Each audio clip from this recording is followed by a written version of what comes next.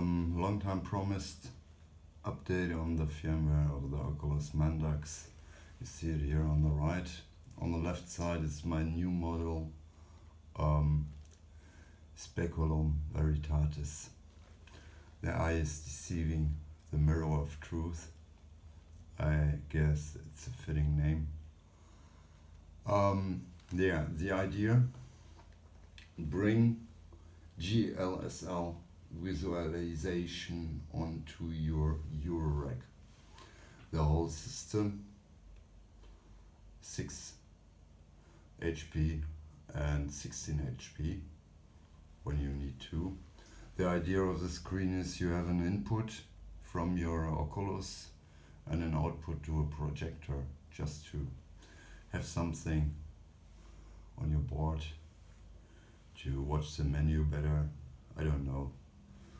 I thought some people like it, and it has also the option for stereo output via HDMI, so you're not bound to the Oculus. You can use, for example, your laptop with HDMI out to control your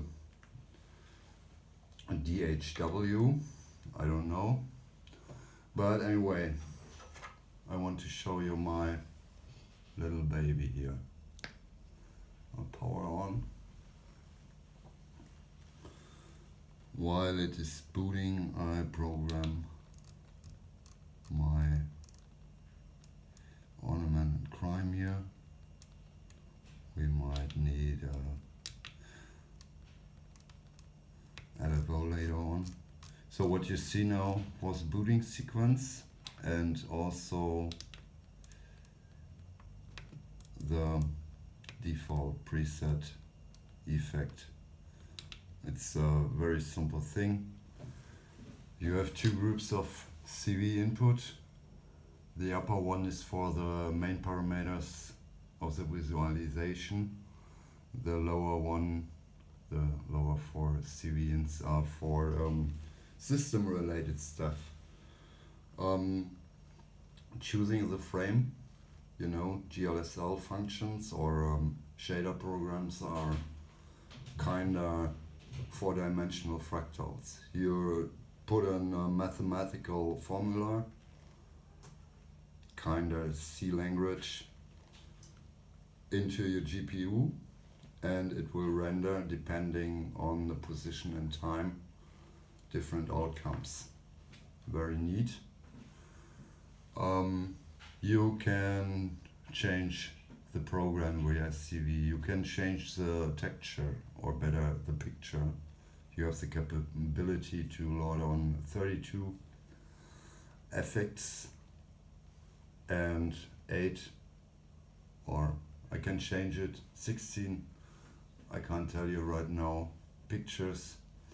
I will leave a little space on the internal RAM because I like to introduce also video playback, but that's a topic for another day. Anyway, I have the upper button and immediately I see the color of the LEDs changed. So it's meant these knobs are locked. You may know parameter locking is a very important idea when you have multiple options on one knob.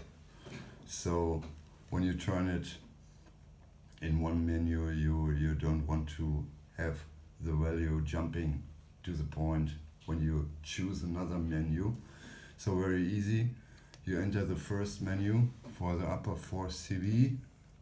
You dial in, for example, LFO, but I forgot to also give him a tap BPM.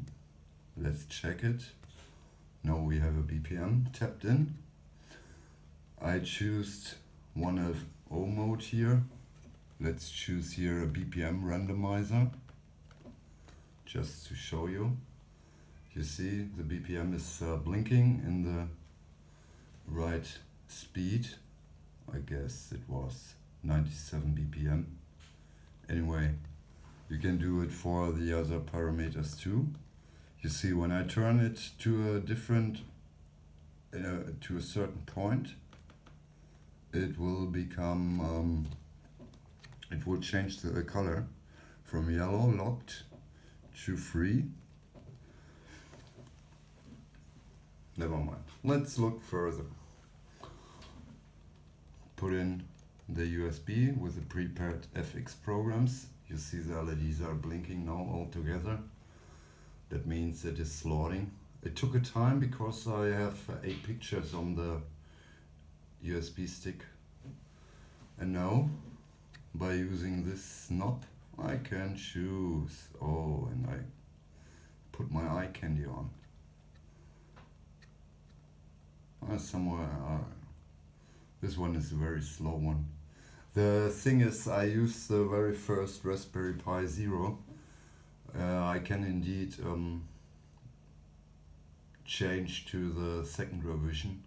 I guess the processor has a double core capability and a little bit more speed, more RAM. But as proof of concept, for resolutions with about, let's say, 600 to 800, 800 to 600, sorry, I can get really decent frame rates. The whole system runs without Linux or Raspberry Linux derivative. It's pure bare bone coding. It's nice because you need less RAM. You have less overhead, everything is faster, and eye candy. I tell you, eye candy. It are just 32 demo programs I coded the last couple of months. There's a lot possible, like fractals or kaleidoscopes. This is kind of 3D space.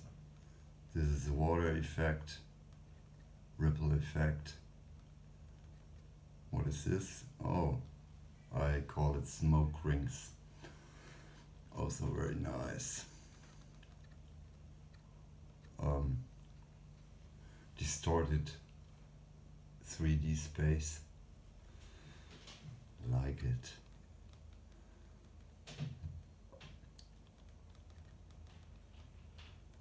Huh?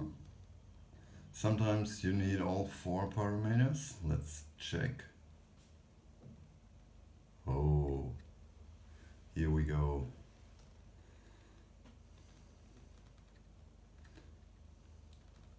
Let's go deeper. I also have 2 internal LFOs. I press the upper button and the lower button once, then I can see the indicator for the menu on the right side is changing, and when I now dial in, I can change. Who are you? For example, to triangle with a slower rate, 32 BPM, 32 beats. And of course I need to change it to LFO2.